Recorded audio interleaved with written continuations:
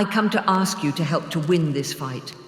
If we win it, this hardest of all fights, then, to be sure, in the future it is going to be made easier for women all over the world to win their fight when their time comes.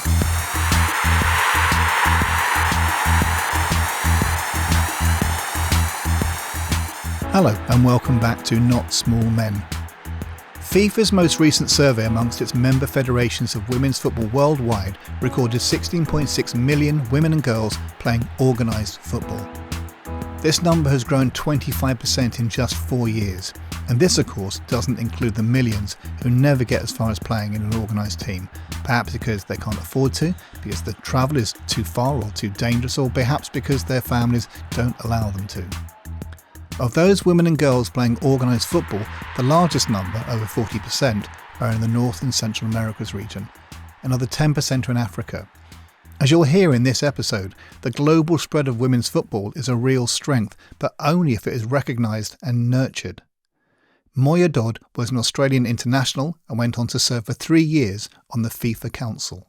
We have got an opportunity to shape the environment in a different way, partly because the spread of talent and the spread of high performance around the world is a very different pattern to what you've seen in men's football. I mean, still some of the same challenges arise, but I think obviously Europe is very strong, the leagues are very strong, and there's a lot of great players going there, but it's not as concentrated, I would suggest, as what you've seen in men's football. I mean, in men's football, there's only 2 continents who've ever won a World Cup, I think, UEFA and CONMEBOL.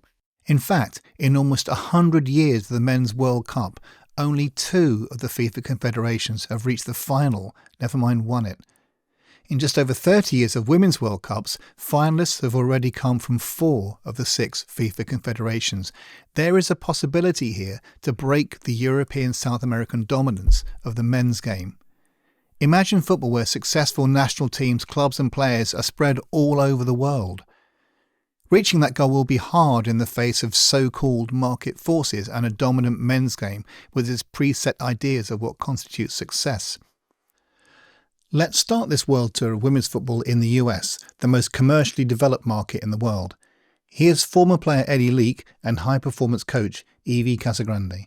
It just felt amazing. Like, football after the States have never compared to it in terms of the support you had. Like, you walk around campus and if you you're wearing like something with like soccer on or like Auburn soccer, they're just like, oh, you play for the soccer. Like, you're like highly respected in like general society, which is just something that doesn't happen in the UK until maybe, the past couple of years. And if you're like playing for the Lionesses or something, but yeah, in the States, like, it was seen as such like an amazing achievement that like you played for, a Division I soccer team and you was on a scholarship. And yeah, it was awesome. Like, everybody, even like teachers and like professors were like, if you need any extra support, like, we can help you, which, made me get a degree much easier, which I'm not afraid to say. But yeah, it was amazing having just that feeling of just like respect and yeah, a lot of responsibility come with it. Like, I jumped out of a car and tried to scare someone in a window once and got in a lot of trouble for it because I was on the soccer team. So you had to be much more careful in what you do and what you did and what you said and who you spoke to. And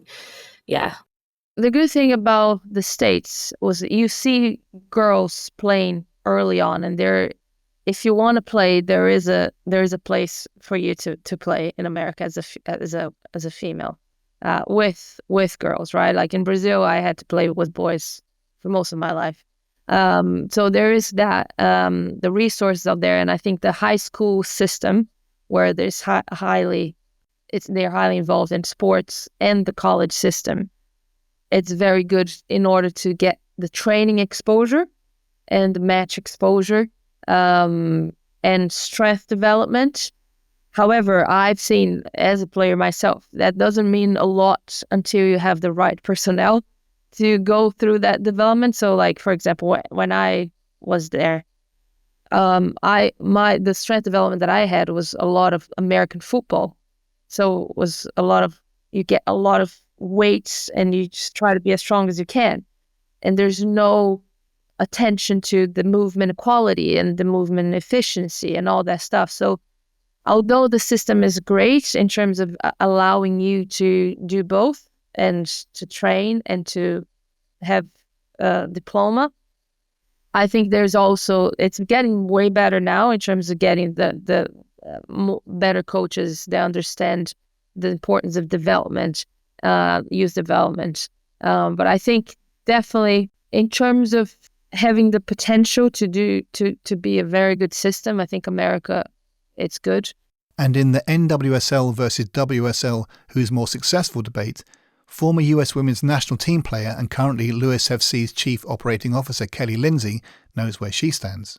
Europe and UK are probably behind the US because the US is, the women's industry is ahead of the men, so they're more free thinking, they're more innovative, they're more creative. They've also gone through 20 years of learning, good or bad. Lots of lessons learned in our 23 years of trying to run professional women's soccer in America. So it is. And I think what America's doing right now in the NWSL is taking the reins and taking the lead and making their own money and making their own industry.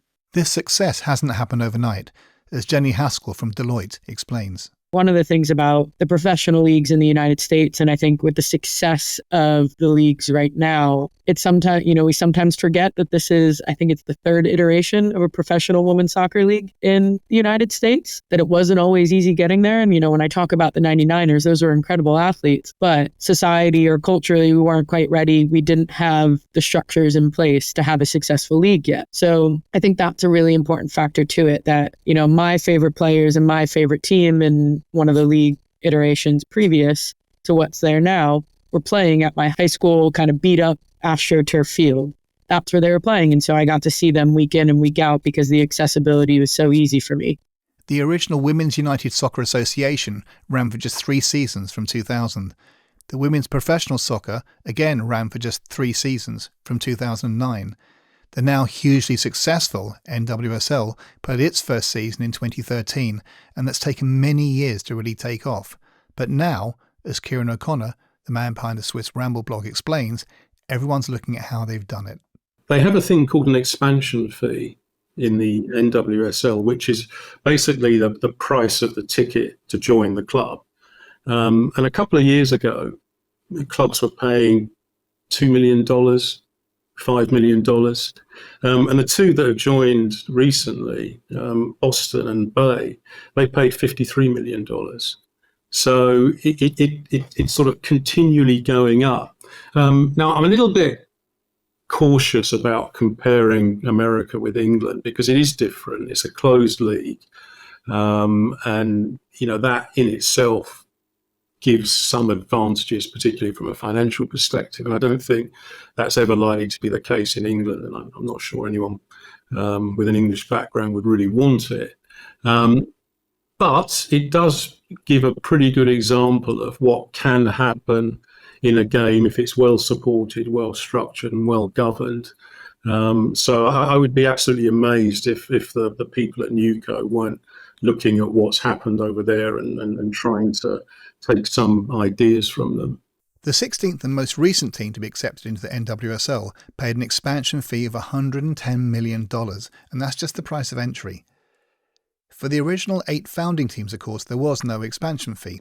When Racing Louisville kicked off their first season in the NWSL in 2021, they had paid a fee of between $1 million and $2 million. The following season saw the additions of San Diego Wave and Angel City for a $2 million fee. Just 2 years later, a new entrant, Bay FC, paid a cool $53 million. Angel City's spectacular success off the pitch in commercialising their franchise had put rocket fuel under investors' expectations. The Denver fee of $110 million, just 3 years on from Racing Louisville's $1 to $2 million, will only further ignite the prospects for the league. And the advent of the new USL Super League at the same level as the NWSL suggests there is still a lot of room for women's football to grow in the States.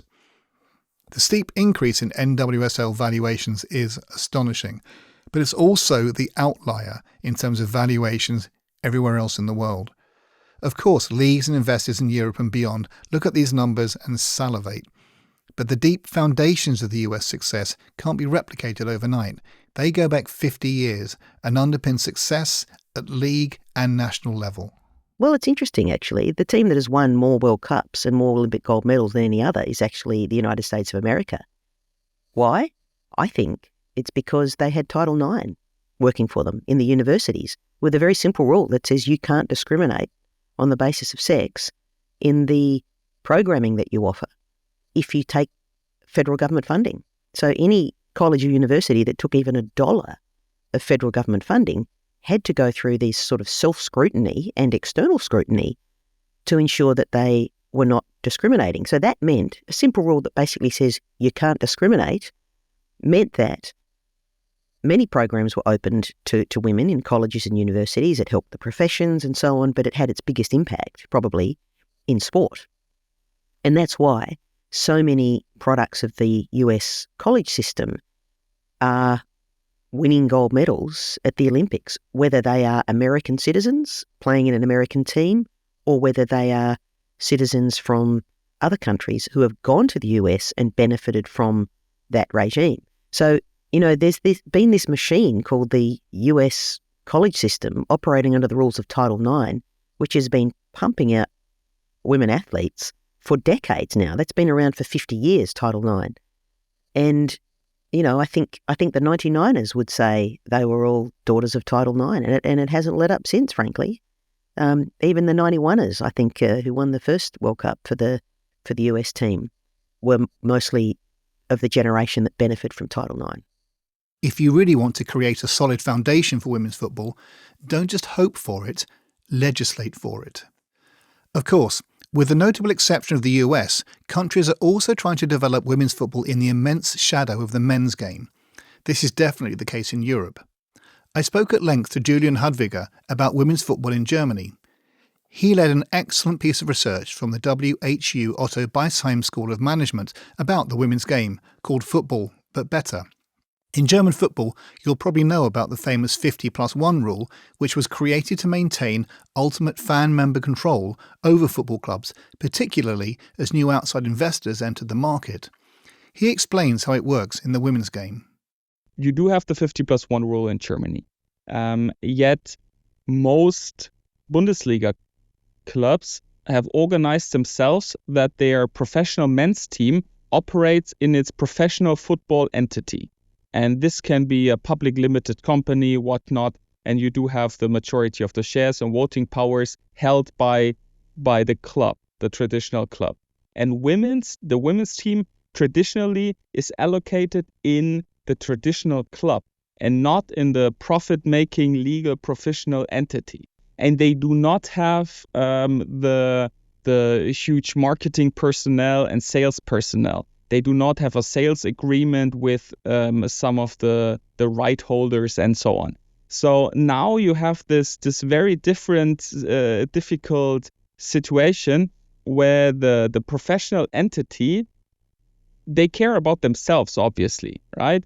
And at the moment, they're cross-financing the women's football club, and this can be very tricky, this relationship. So it's not organized in a way in many clubs where you could say they really see this as a business venture. And some people argue that if you were to open that for financial investors, we see that in Victoria, Berlin, which is a very cool example where you really have a movement of female entrepreneurs who started basically a club, a women's football club, and really make this different. They have cool branding. They have a huge fan turnout and so on. They have their own sponsors, independently from the men's team. They make their own brand, and this is something which happened in a very interesting setup of private investors, female entrepreneurship, and movement. So at the moment, the ownership and governance structures are acting as a brake on significant external investment into women's teams in Germany. The likes of Frankfurt and Wolfsburg used to dominate European competitions, but German sides have not won a European trophy since 2015. Domestically, we also don't see the move to play more matches in club main stadiums. It is highly unusual for most of the teams. So they and most have like one game per season, roughly, at least in the domestic league, which they play in the big stadium. And even if they do, it's not like the Camp Nou relocation in the Champions League, which Barcelona always does, or what Arsenal does, that the stadium is fully sold out. Given its history and the German passion for football, it seems there is a real urgency to create a clear path forwards. I think that women's football in Germany, or at least professional women's football in Germany, really needs to find a self-sustaining ecosystem which can support itself. At the moment, it is loss-making, and losses are increasing by the year. So even though we have seen a huge growth momentum, we have seen losses, at least the ones which were reported by the clubs within the last financial report by the league, we have seen them increasing. So it really is a time to figure out the business model of professional women's football in Germany. And the time to do that is now, because now women's football in Germany is competitive. It has an attractive league. It does have a good grassroots support. It is a movement, but it needs to figure out its finances, because at the moment it really lives off of subsidies most of the time. So Germany and the Frauen Bundesliga really needs to decide how they want to be. The dependence on handouts from men's clubs is a situation that is seen throughout Europe. In the short term, it's brought success for the handful of top clubs with the deepest pockets and the biggest existing men's team fan bases, but long-term success will take more than a few £1 million slid over the table each year. It will need a wholly different approach and culture at club level that is entrepreneurial, naturally innovative, and above all, utterly passionate about the women's game in its own right. But Julian is not alone in believing that the very ownership structure of women's teams that are attached to men's clubs is itself the barrier to that future. Spain is the European nation most on the rise in women's football. At national level, they are World Cup holders, up to second in the FIFA rankings and hot favourites to win Euro 2025. They play a style of football that other countries try to emulate but can't. Of course, they didn't get here by accident, as Evie Casagrande explains. Spain is, you see their teams, they are successful in U17, U19. They are preparing players and to get to the senior level. And I think they're getting a lot of youth developed in most of the clubs there. You see Barcelona and different clubs that they have a structure in place with developing the youth in a very nice way. Spain is one of the places that I really want to go there and learn from them. And at club level, Barcelona now dominate Europe, winning 3 of the last 4 Champions League editions, and they really dominate the domestic league, Liga F. They've not only won the league title for the previous 5 seasons in a row, but in doing so, they have played a total of 145 games and lost just 2 of them. Just 2. The attendance average for last season across the whole league was around 1,500.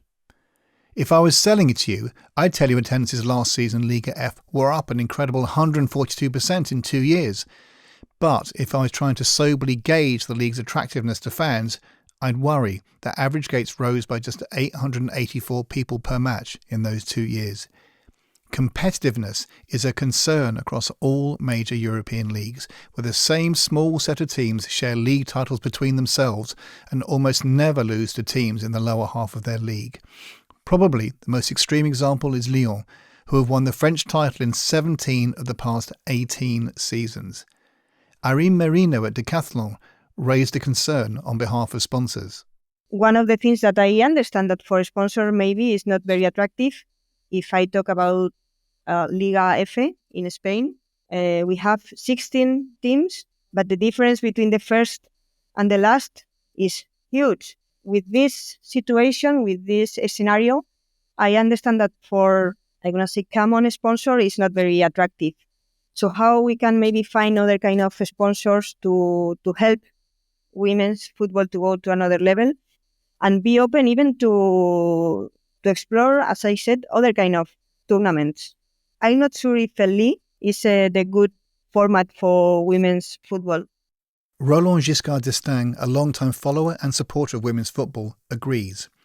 He runs a specialist marketing agency for women's sport called Woman Up, and also bemoans the competitive state of European leagues. Most leagues in Europe have 12 teams. Among the 12 teams, sorry to say, but there's only 1 or 2 teams that has the means, the ability, and the skills. And they drag all the best players, to be honest. Some games are won 5-0, 6-0, 8-0. It doesn't do a service to those leagues. This has inevitably seen the Women's Champions League being won by only a small number of clubs. UEFA's solution to this and its attempt to open up European competition to more teams will see the flagship Champions League expand to 18 teams in a single league, playing 6 games each, plus a new second-tier Women's Europa Cup featuring some of those teams knocked out early on, plus a further 13 teams from around Europe. Given that the elite level of women's football is dominated by no more than 12 teams at the moment, this should give a lot more teams access to European competition. But within domestic leagues, the issue will remain lack of competition, including, as Roland mentions, in France. Okay, now we've got a new team in 12 clubs. Every team is professional, which is already a change, an improvement for women or for players. At least there's a prospect. It's not only 2 or 3 teams that pay, although the money is not great yet. But there's such discrepancy between the teams. We call it a league. I don't call it a league. I call it an odd championship with huge differences, huge discrepancies. I don't know if any women's footballer wants to play in the league. They want to play for Lyon or for Paris Saint-Germain, who have the equipment, the stadium. But even Lyon, some games are played in front of 1,500 spectators. I'm talking about big games. So spectators can't expect much because, TV viewers can't expect much because the quality, there's no public. So if you've got football but no public, it reduces the fun and the fan engagement. The quality of the game itself varies a lot, but is not established yet. Although the calendar changes all the time or is not properly advertised.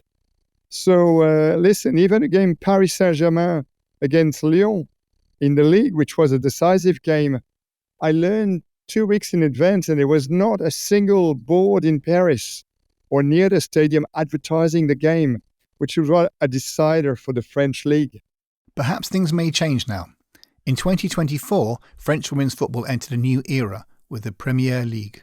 Run by a new dedicated organisation, the LFFP, but still under the overall French Football Federation umbrella, and boasting a title sponsor, it introduces playoffs for the top 4 teams to determine the final champion. The league offers increased European spots and relegation for the bottom 2. The president of the new Women's Professional Soccer League, Jean-Michel Aulas, was Lyon's former president. Clearly, the new playoff system was introduced in response to Aulas' former club utterly dominating the league. Between them and PSG, no other team gets a look in. The playoffs are also apparently written into the new Canal Plus TV deal, which runs until 2029. However, the continued male leadership of women's football is not something that Roland agrees with. In my country, in my lovely France country, the head of the league, the new league created women's league, is a man 70 plus 75 years old. Don't tell me there's not enough women to decide what the revenue model should be, what the marketing should be, what the sponsorship strategy should be, what the engagement strategy should be.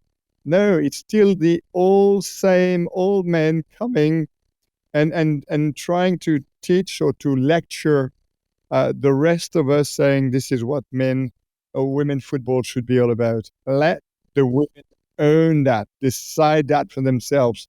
Because women's football should be a channel for diversity, for inclusion, for gender equality. And that's what sport is all about. One country where we're now seeing the effect of female leadership is Italy. Not in the traditional clubs, but with the takeover of Serie A women's team FC Como by Mercury 13, headed up by Victoire Cogevina Renal. This is a league dominated by Juventus and Roma, but in their first season under new ownership, FC Como only just missed out on qualifying for the Championship playoffs at the league's mid-season separation point. M13 are one of at least 3 groups looking to build a multi-club organisation, with Michel Kang's Kiniska already having Lyon and London City in Europe, plus Washington Spirit in the NWSL. So far, where independent clubs have received investment, results on the pitch and off it have shown significant improvement, and the old guard are facing a genuine challenge. Sweden was a traditional powerhouse of women's football. Up till 15 years ago, it was Sweden and Germany who topped the UEFA rankings of most successful women's leagues, judged by European Cup competition. But if you stand still, you get overtaken. And the Swedish league's current UEFA ranking is 7th. I asked Fanny ALMERSSON, PhD researcher into women's football in Sweden, what the league's setup is there. When it comes to the Swedish professional leagues, the first and the second league are managed by the league organization and seen as professional. And I would say the competitive balance between these leagues still differs quite a lot. So in the first league, more and more teams have players on full-time salaries. And I would say that would be at least 20,000 Swedish crowns a month, at least for the club that I'm working with. And that is not at all the case if you go further down the system. So in the second league, I would say that they still struggle, especially with the salaries and having players working as professional football players full time. So this also becomes problematic when they have to schedule trainings, for example, on a time that works for all players. So even if just a few have different jobs on the side, I would say it affects the entire team. And when it comes to the competitiveness, I would say that this year FC Rosengård was outstanding. And there's still a job to make sure that it becomes even more even. But I would say if I compare to international leagues, I would say that Sweden in general have games that are very good and the league is very competitive and interesting to watch, where there actually is a few teams that are competing for the trophy every year. So it's not that you have a very strong expectations of one team to win, but there are a few that are definitely in the top fight. And this competitiveness is key. It makes the whole league more sellable, more sponsorable, more attractive to watch. And Sweden is moving into gear to exploit this. The Elite Football Dam, EFD, who hold all commercial and media rights for the Elite Dam Allsvenskan League, have entered a long-term partnership with the women's football group to give a huge boost to elite-level football there.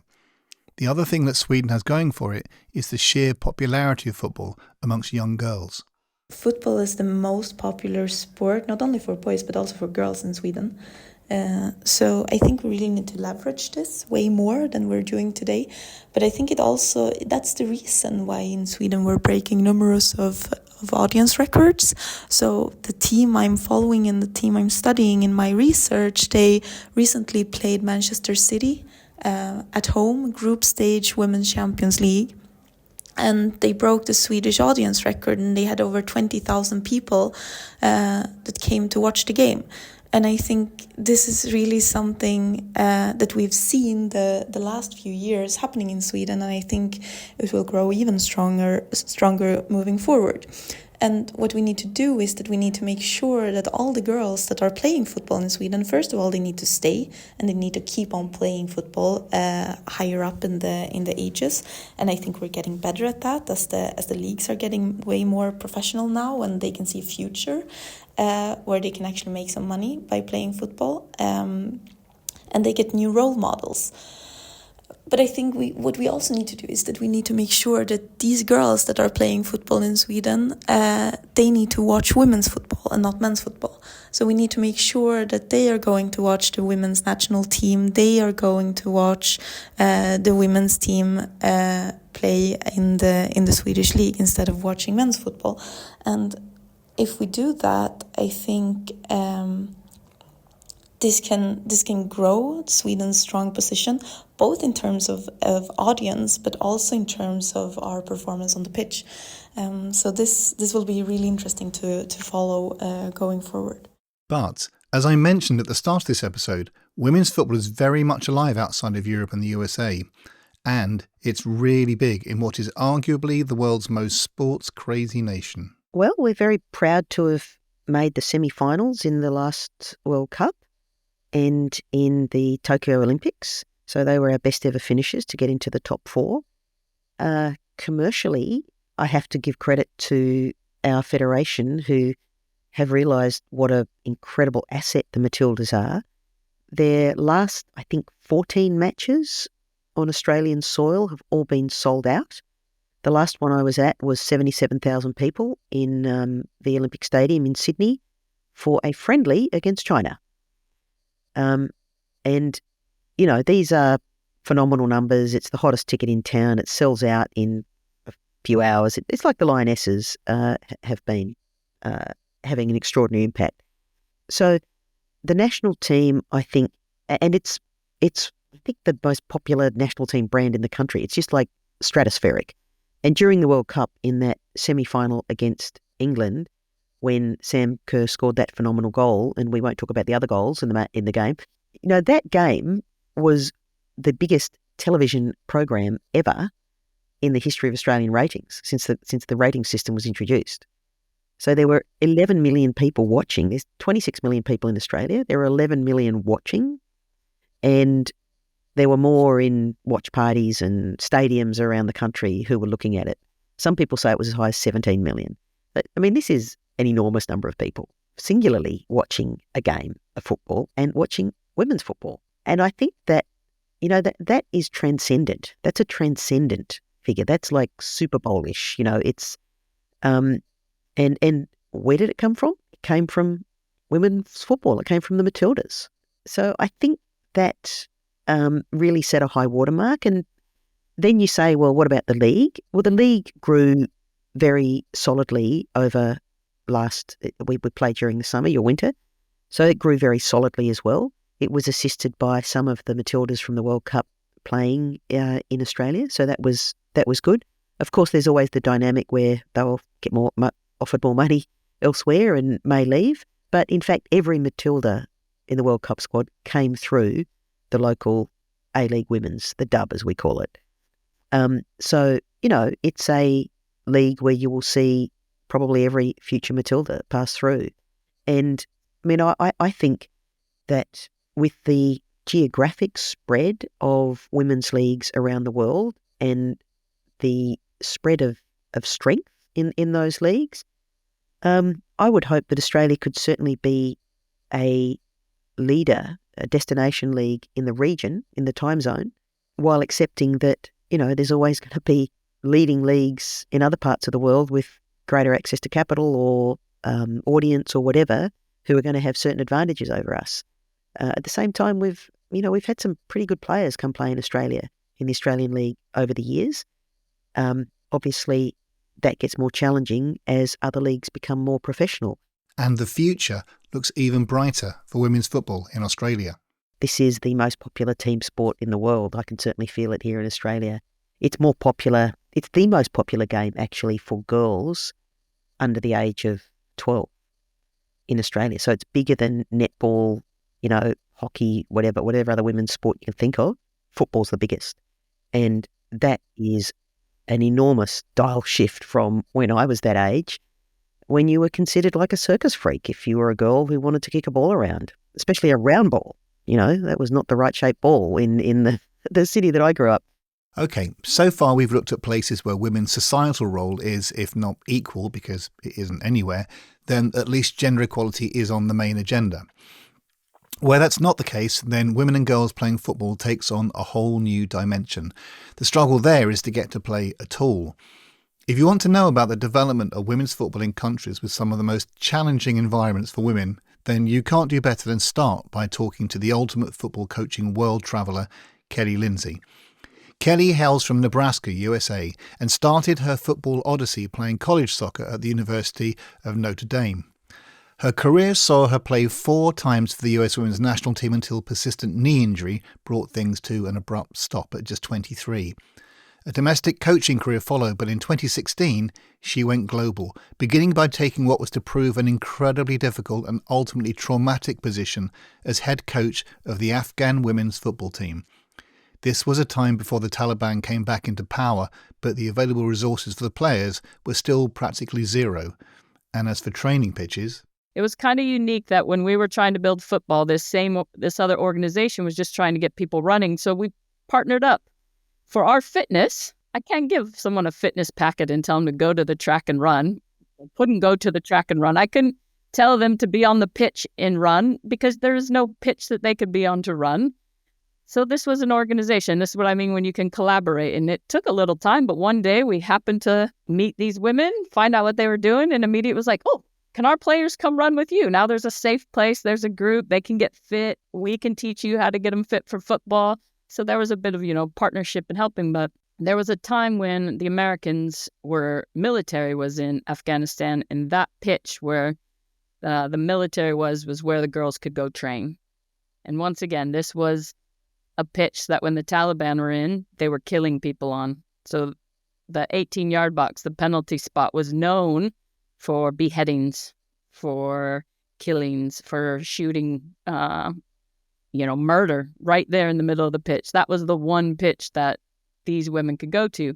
But even that, they had to train on this little tiny concrete patch just off the end of the pitch, not even on the pitch. And the only reason they could train there was the Americans could keep them safe. Until one day there was a bombing outside the pitch. And after the bombing was outside the pitch, the Americans said, we can't keep you safe anymore, so you shouldn't come use this pitch anymore. So this is the scenario these women were going through. And as they were walking to training, as they were trying to get to and from training, if they were just in town walking without their burqa on, if they were shown in any sort of sports clothing, men and boys would throw rocks at them, like stoning them, calling them prostitute, calling them whore. These women had done nothing wrong. They were just dressed in athletic clothing. Thus, they were known as prostitutes. They were known as whores, just for that tiny little fact. Kelly's time there ended with the discovery of systemic sexual abuse. She has spoken at length about this before, and we talked about it too. The full 1-hour interview with Kelly will be aired later in the year as part of a follow-up series where you can hear my full session with many of my guests. Suffice to say that for now, Kelly is still affected by the trauma of what happened back then. We're going to follow Kelly into her next job, which took her to North Africa to head up women's football in Morocco. Yeah, I had a very complex job in Morocco. My job was to develop women's football for the entire country. So let's just take one moment and realize I was one person who had to develop 4 national teams. We wanted to develop a sportitude program, which meant there was, a layer under our national teams where young kids from 12 to 16, 18 were going to school and playing football every single day. It hadn't been done, so we were developing that program. We were developing coach education, never been done for women before. Well, I shouldn't say that. I think there were 6 women in the country who had gotten up to their B license. We were developing a new professional league. Like, we needed a league because the goal was to get the women to the World Cup. Why was the goal to get the women to the World Cup? Because I stood in a room in front of all the men and said, your goal should be to get your women to the World Cup. You have an amazing group of women in this country who can play football, and you haven't done anything to develop them. They have this team particularly has a massive opportunity to go to the World Cup. You've got 4 years to do it. Don't miss it. Don't wait. Get this team there and your whole country will change around women's football. So I say that because it wasn't like they were thinking about that. They just knew they had to have this tick the box activity and women's football needed to be better. And we want to show that women are playing football. I'm not sure if they believed women could really play football. Very quickly, I think they realized that. That was really a point where I think they had just come out of trying to get the World Cup in Morocco. So there was a big push in Morocco that women needed to be seen at a high enough level that they could have the World Cup. The next layers down, the people in the communities, the people doing the hard work. Oh my gosh, they were so passionate to make sure girls could play football. They were so passionate to help. They were so passionate to make sure their daughter could get on the pitch. What I saw even more, and this was one of the most beautiful things in Morocco, when we started doing coach education and we did the first D license specifically for women, if you work in the women's game or you're a woman, you can come beyond this course. Most of the time it was filled with just women. There were 40, 50, 60-year-old women coming to do their D license. And I really had to go, I wasn't expecting that. So why? So when I started talking to them, they're like, because I never had the opportunity in my lifetime to step onto a pitch, to kick a ball, to play football, to be welcomed in football, to be invited in football. And now you're giving me the opportunity, you're welcoming me in, and I'm going to make sure in my community, I'm giving the opportunity back to the next girl. I'm not going to let this. So when you talk about a seat at the table, that D license is their seat at that table. It's the lowest level to get in, but it is the starting point, which means now they have a voice in the game. Now they can make a difference in their community. So sometimes when we talk about seats at the table and we're saying it has to be this big thing, like that was life-changing. And the way we messaged it, and I was very passionate at the time, and I think each time you go through your iteration in your career, you realize there's a different sort of fire in your belly for a different reason. And when I went to Morocco, my thing was, I want to personally welcome every woman and girl into the game. And every message I went and everything I did and every community I met, it was to go find the women in that community and make sure they knew they could come to the football pitch and watch, they could come to the football pitch and play, they could come to the football pitch with their daughters, they could come to the football pitch and just support, they could come to the football pitch and bring water and bring food and bring the couscous, like just come to the pitch and start feeling a part of this community. Because in Morocco, football is the biggest sport. They are so passionate, yet women weren't feeling a part of their whole national passion. They weren't welcomed into their whole national passion. So this taught me a lot about how women who have never been invited into the game just want to know they're welcome, personally welcomed. In the 2023 World Cup following Kelly's tenure, the Atlas Lionesses not only made the main competition for the first time ever, but also qualified from their group before going down 4-0 to France. An incredible achievement. Domestically, as we've seen in so many countries, one team dominates, with AS FAR winning the previous 9 league titles. But across Africa, there are only 7 countries that operate an organised FIFA-recognised women's league. South Africa, Morocco, Nigeria, Kenya, Ghana, Cameroon, Tanzania and Egypt. There are 54 countries in Africa. Imagine when the majority or all of them have organised women's football. Like in Europe, why not? I spoke to Paul Dreisbach, who co-founded Petrichor in 2017 to help build the women's game in Cameroon. They've seen someone play on TV, or they want to play in Barcelona, or they want to play in Real Madrid. They have these like lofty goals and dreams to play at the biggest clubs in the world, but they've never had the opportunity to start.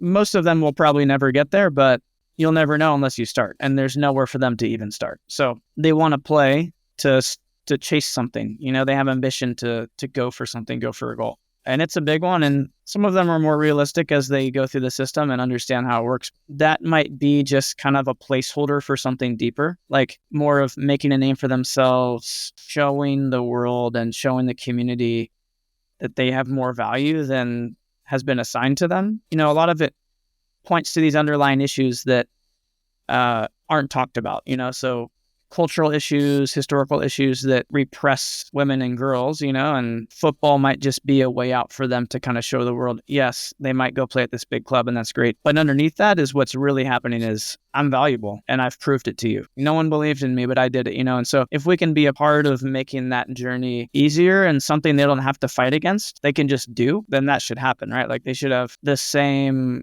if not easier, journey through that space to prove that they're valuable and they have worth and they can change the world just like anyone else. Paul is an eternal optimist. I think you need to be in women's football, but he's also a realist when it comes to the pace of development in Africa. Like the very rudimentary basics is you've got a national team system that has its own governing body, right? Run by the state or the government, whatever it is. So they've got their national team system, their selection system. They usually have some kind of training facility. And then those players are selected either internationally or domestically for international camps and competitions. Some of them have a development scouting type system where they'll go look for younger players and help bring them into an academy type setting to try to build up players to develop into national team players.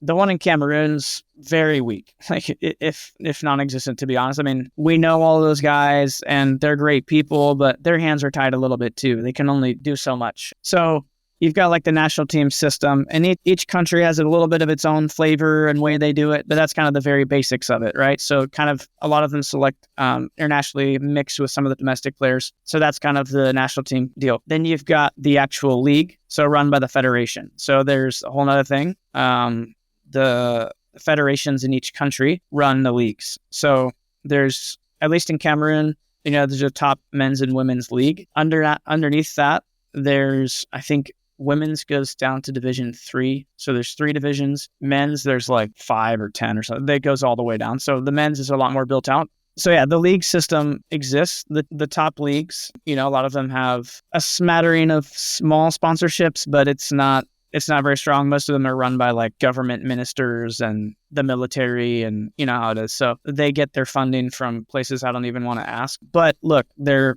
playing, right? So you've got your divisions that work down underneath that, and there are different levels of professionalism. The top leagues are professional, so they're paid. As you work down the league systems, it becomes amateur at some point, and that varies by country. So Ghana Division 2 women might not be paid. Nigeria Division 2 women, maybe they're paid. So it kind of varies where that line is drawn. And when I say paid, usually they aren't even paid. It's supposed to be paid, but people rarely actually get that when you dig into it. So then it breaks down underneath that into more local systems. So for example, in our area in Yaoundé, Cameroon, we have kind of a regional league system with lower divisions. So we have a Division 2 club with Petrichor right now, where we've signed our Petrichor players to play in it.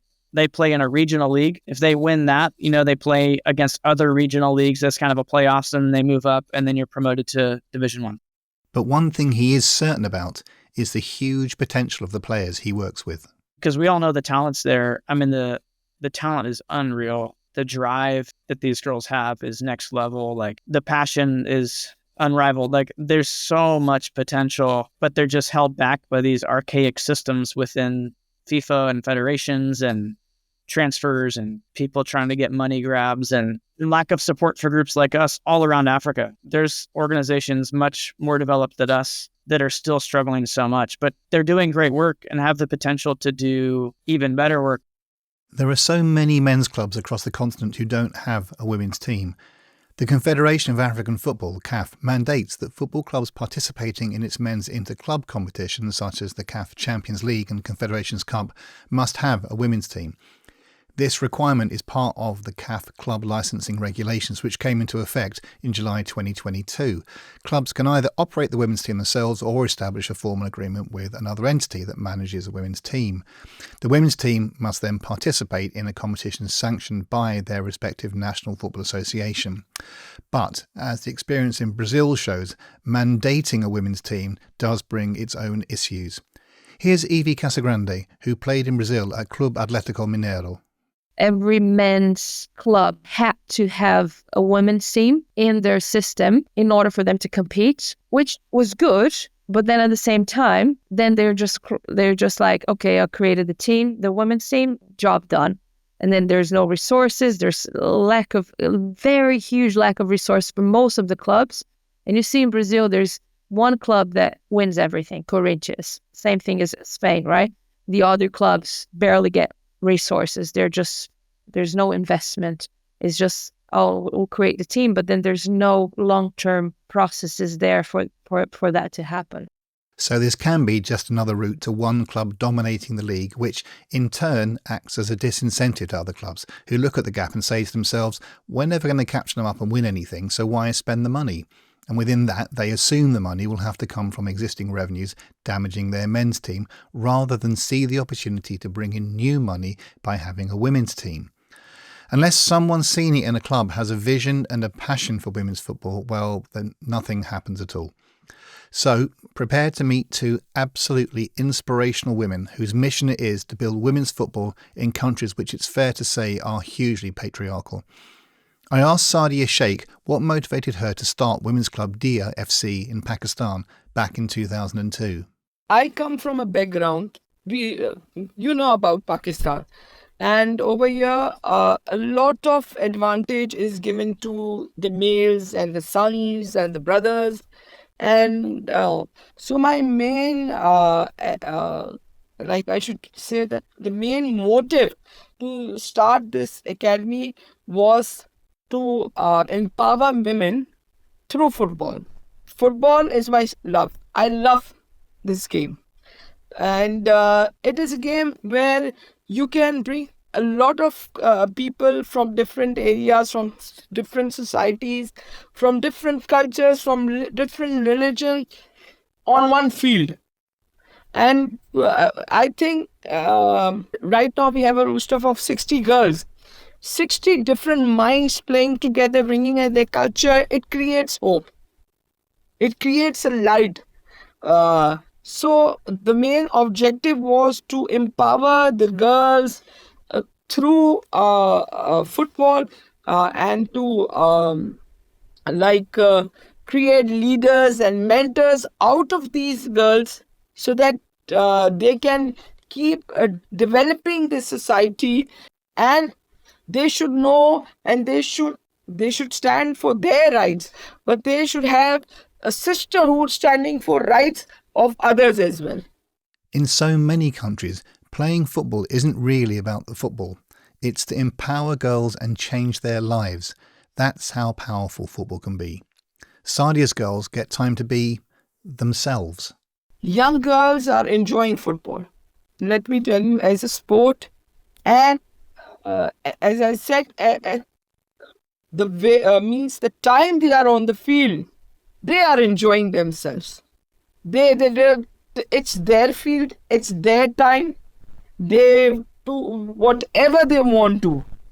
It's their boundary. The boundaries are closed. The gate is closed. They come in.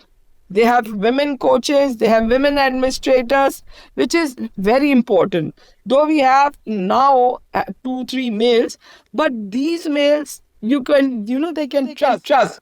So they can do whatever. Aside football, we give them a time. They can talk to each other, have a small meal together, discuss their house problems. When my mother I asked my mother and she said, no, what should I do? It's a sisterhood which does not, if they discuss something with their parents or the sister, they might, become angry. But over here, they can talk their heart out. We also are there to protect them, to take them for picnics, to take them to the cinema, to make them play football, to take them to restaurants and enjoy the life which should be the right of every girl child in Pakistan. And there is footballing success too. The National Women's Football Championship in Pakistan started in 2005. Until 2024, the competition was open to departmental, provincial and regional teams as well as club sides, but it's now only open to club sides. The format has 2 group stages, each played over 1 week in one location, followed by a semi-final and a final. It's a little early to talk about one team dominating the league, but in their first time in the competition, Karachi City took the title, scoring in just 7 games, 114 goals and conceding none. Though DIYA FC did reach the final in 2011, Sadia has overseen wider success too. I asked her how many of the DIYA graduates were in the Karachi side. So around 6 to 7 girls were in that team. And only the team which came 4th was from Quetta, did not have my girls, but all the 3 teams who came 1st, 2nd, 3rd had my girls. Half of the other teams are made from the girls I trained. Other clubs can pay Sadia's girls better, and she's happy with that, though receiving any kind of compensation fee to which DIYA is entitled when a player moves is a real struggle. So how does Sadia measure progress for her more than 20-year journey so far? Now, girls who used to be from these remote areas are coming out and playing football and getting jobs, and the ratio of the strictness has gone down. So this is something positive I have earned. And one more thing, we have got girls who are married and have children and they are playing. The husbands are allowing them to play after a child as well. So I think that is the biggest thing I've achieved. that the husbands bring her on the motorbike himself, drops the wife. The child is playing, he's taking care, and the wife is playing. Sadia is an incredible person. I would really recommend listening to her full interview, which I'll be releasing along with others after this initial series. Across the border in India, I spoke at length to another remarkable woman that I've been able to get to know thanks to a connection that Karen, my wife and amazing women's football advocate, made at the annual Athens Women's Football Summit a few years back. Her name is ANJALI SHAH, and she has been working in football in India for over 20 years with her equally inspiring husband Nirvan. More about him and other male allies in the next episode. In 2020, ANJALI founded the Indian Women's Football Alliance that brings together different stakeholders in the women's game in India. Like Sadia in Pakistan, ANJALI uses football for social change. However much has been spoken about the 5 trillion, 6 trillion economy that we are going to become, that economy actually happens only because of the millions and billions of have-nots in our country. There are still so many people who are completely below the poverty line, who cannot afford a couple of square meals a day. Forget about a football kit or a football boots or football training fees. And girls are taking up the sport in big numbers, though of course very, very few are earning money from it. When they say there are 28,000 girls registered to play professional football in the country, that too is not true, because there are 28,000 girls registered to play tournaments in India, but they're not professional players. Not all of them get money. I would say only 5% of those girls actually get money to play. The rest of them are actually just playing free of cost. And with the grassroots program, again, it's only the programs that are affiliated to AIFF that actually come in the count, are considered in the count. So I would say in the last few years, the numbers of girls in grassroots football has grown, but AIFF is not completely aware of about all of them. This is a country of nearly 1.5 billion people, where the median age is just 29. In the UK and USA, it's around 40. If you want to talk potential for the women's game, then wow. ANJALI told me about the Indian Women's League. The IWL started way back in 2016. And at that time, it started off just with, I think, 3 teams, then it moved to 5 teams. So it's been evolving. So this is the first year. Actually, it has been broken up into 2 divisions. We have 8 teams on top. And in the second year, we have about 15 teams.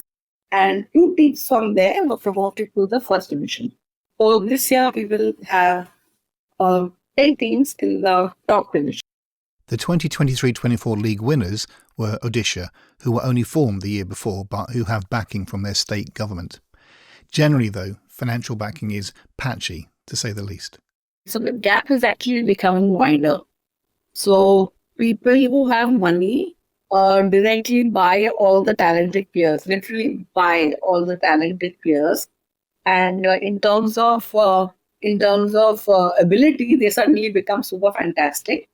And the other clubs that are really developing the players and struggling, the gap becomes wider for them, and some of them just shut shop after a couple of years, because if they're not going to get this kind of support, so it's all about the money. It's actually all about the money. The money goes towards the best players and the most funded clubs, and those clubs keep on doing better and better. But the clubs that are genuinely producing the players, there's no compensation for them. And what also makes things challenging for women's teams, according to ANJALI, is the seemingly crazy scheduling of fixtures by the All India Football Federation, who run all football in India. From the federation's point of view, it's not always the best. Literally, 2 years ago, we played a tournament in Gujarat where the temperature was 45 degrees. And we had matches like from 2 in the afternoon before 5 the evening at the peak. And there were people fainting, and it was insane. So a club We try and do whatever they feel is best for the girls, but I can't always say the same about the federation. Sometimes the federation doesn't even think about these things, 45-degree heat. Playing football in a generally hot climate is, of course, a challenge. For the final destination on our tour, it's time to catch up with Kelly Lindsay again. Kelly loves a challenge, and for her most recent job before returning to Lewes FC, she made a decision to go to a country where the local players really needed her help, that had the resources to help, but that came with some soul-searching. Saudi Arabia. I debated if I should go. I didn't want to be judged for the decision. I didn't want to go support sports washing. I was very cautious and hesitant to take the job. But on the flip side, I know why I do what I do. And I felt that I can't have a voice and I can't speak on something that I don't know and I'm ignorant about. So I have to go live it and see it and experience it to then be able to properly discuss it and to learn from it. And so that's one reason. I remember it being a very difficult decision for myself. I really hesitated to take that leap, and not because of the sport or things like that. I just didn't want to be involved in something I didn't believe had purpose. It's a fascinating project.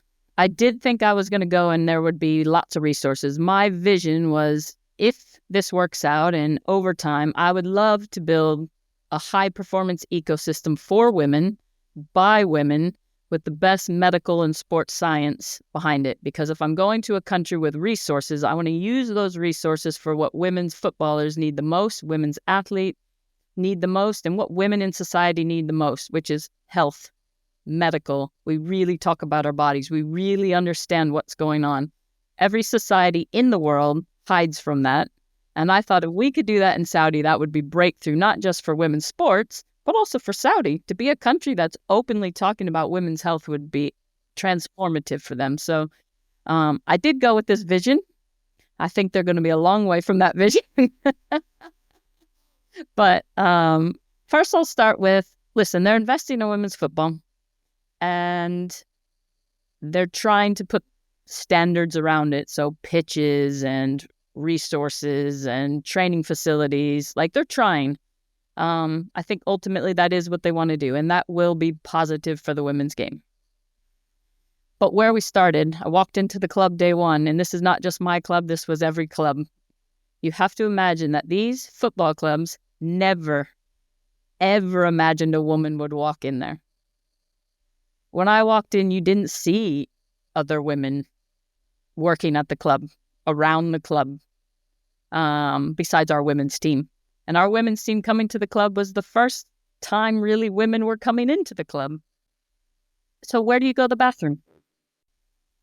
There wasn't a women's bathroom. In the entire building, there was no women's bathroom. Like, that is just the simplicity of where we were really starting. Now, the clubs are mandated and they're all working on trying to, and I love this. I think they want to bring the Olympics to Saudi. This comes back to when you're bringing big events, it can drive equity and equality. The country wants to bring the Olympics, and the mandate that every football club now is a sports club. I think they actually were sports clubs before. So every sports club, they have football, they have multiple sports, swimming, taekwondo, ping pong, lots of sports are going on around the club and the facilities. They must, before they can get the Olympic bid, have equal boys and girls, men and women playing in the clubs. So it is a massive driver. You see things changing. In my 1 year, it went from not seeing another woman to I'm seeing little girls running track and field. I'm seeing girls playing tennis. I'm seeing girls in,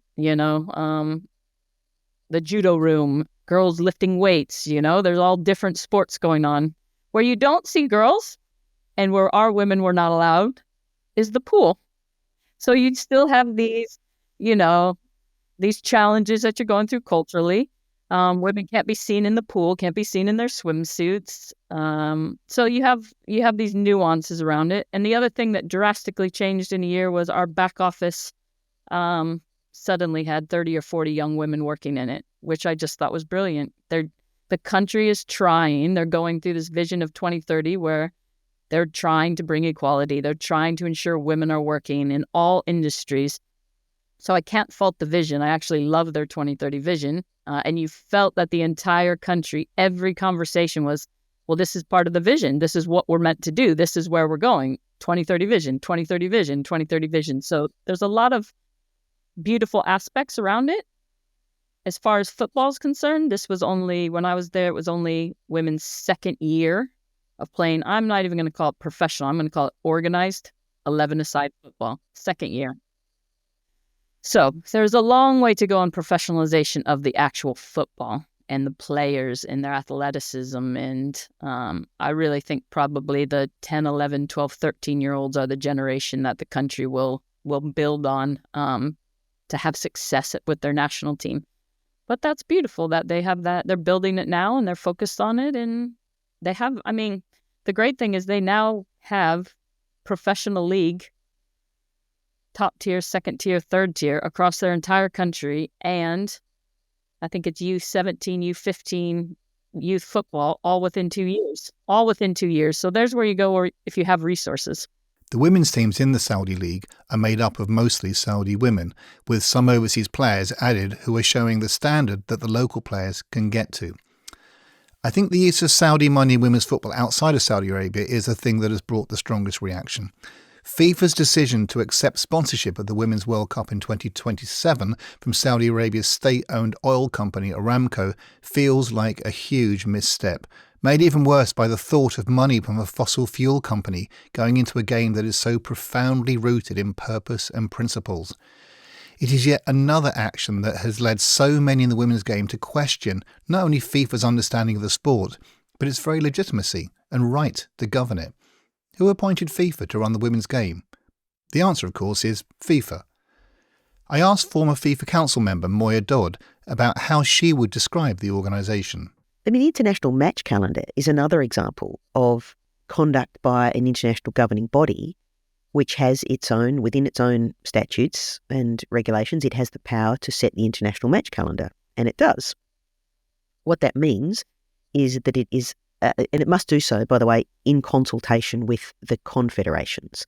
So it will essentially consult with its own members or aggregations of its own members, and we know that its own members are exclusively national governing bodies. There's no, there's not a players' union in there, there's not a leagues representative in there, there's not a fan representative, etc. It's national governing bodies. So again, it's a pyramid of pyramids. So then FIFA says, well, I'm going to set an international match calendar. Now, on these days, the rules will be that employers, clubs, must release their employees to work for somebody else who is playing in their national team, who will be playing in competitions that enrich me and others who run national team competitions, confederations, for example. So that's kind of interesting. I mean, what it's saying is on these days of the year, your employees won't be showing up, who you're paying, by the way. On these days of the year, your employees won't be showing up to work because they'll need to be released to work for someone else. And if you don't release them, they're not going to be allowed to work for you. They can't play for you that weekend if you have refused to release them to play for their national team. Okay? So it's kind of a work ban on them if they don't go off or they don't make themselves available for their national team. I mean, that's kind of extraordinary. I can't think of any other industry where that occurs. And as you've seen, the leagues have been complaining that they're not properly consulted in the setting of this match calendar. And you've seen how extreme those changes can be. For example, shifting a Men's World Cup from one season to another. That's a pretty big change. It means that leagues that normally play through those weeks and months have to stop or just play on without their best players. It even means that whoever runs the hot dog stand outside the stadium that is not holding matches for those 6 weeks or so while the Men's World Cup was on, they're not selling hot dogs, right? So it had all kinds of impacts down the line. You've seen the Men's World Cup be expanded from 32 teams to 48 teams, from 64 matches to 104 matches.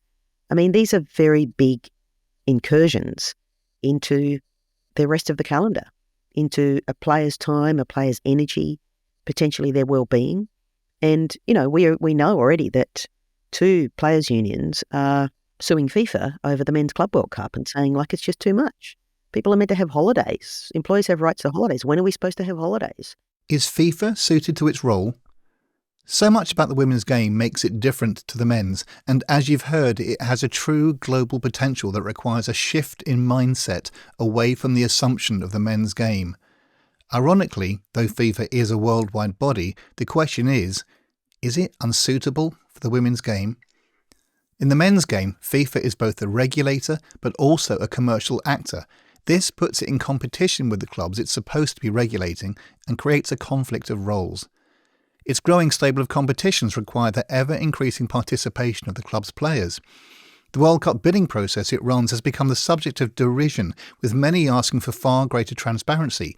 I doubt I'm the only person calling for an overhaul of that would see FIFA setting the bid parameters, but a wholly independent agency or company assessing bids against those parameters. Is this who we want running women's football? So I was very interested in how clubs might organise themselves in the women's game to protect their players and commercial rights. Back to MOYA Dodd, who in 2023 became secretary to the board of the Women's Leagues Forum, the global industry group connecting national women's football leagues as they professionalise. The World Leagues Association was historically a grouping of men's football professional leagues, particularly those who had broken away from their federations and they were run independently, essentially by the clubs themselves.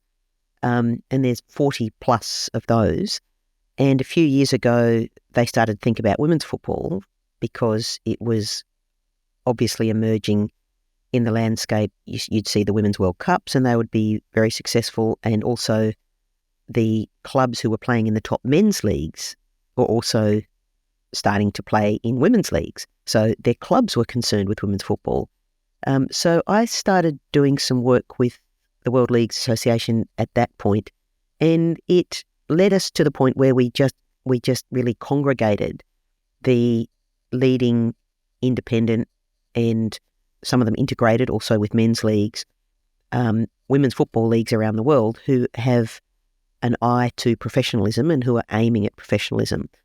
There's also some federation-run leagues in the group because we don't want to exclude some of the very important leagues in a sporting sense that are still run by federations, like Germany, for example. England was one at the time, although it's just become independent. So I find that group has a really fascinating set of issues. One very important lens through which to see the women's game worldwide is its development stage versus men's football. Most women's clubs are loss-making at the moment. They're new companies in an emerging market and require investment in infrastructure, player development and marketing. But the whole market is set to grow in double digits so that investors can recoup big time, though not for a few years yet. Of course, most men's clubs make losses too, but this is in a mature market with far less growth available. The point is that women's football is a very different product, investment-wise, but a good one. I hope this trip around the world has done 2 things. One is to show the absolutely huge growth potential which is not confined to the European hegemony of the men's game. When it comes to the commercial potential of women's football, the raw materials of ability, passion and commitment are there to be seen in abundance throughout the world, including whole new markets in Asia and Africa and Australasia that need not remain secondary as they do in men's football. But the second thing I hope has come through is what could happen if the world of women's football was joined up, was collaborative, put its arms around its most undeveloped markets. These are the places where the power of football is not so much about financial enrichment, but lies more importantly in its ability to change the lives of women and girls forever. This, for me, is what makes women's football fundamentally different to the men's version.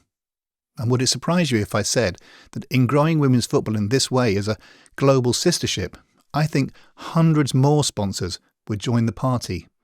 Here's Irene Merino from sports retailer Decathlon again to close this episode.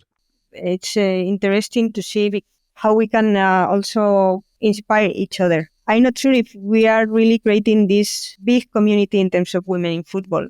First, I recently visited India And of course, I talk about my passion about football. I play football, and then they create their own team and they started to play football.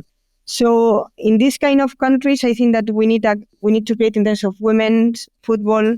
I'm gonna say maybe biggest network to really inspire and to give visibility that all the things that thanks to women's football you can achieve as a club, as a society, and I know that it's not easy, of course, but I think that we need to share and to give visibility, to create a really positive network, to enrich each other, and to permit that in Asia, in Africa, in other countries, they can do it.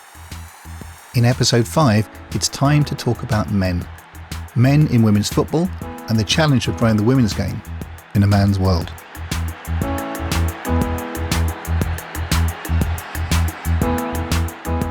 Not Small Men is a Good Intent Media production.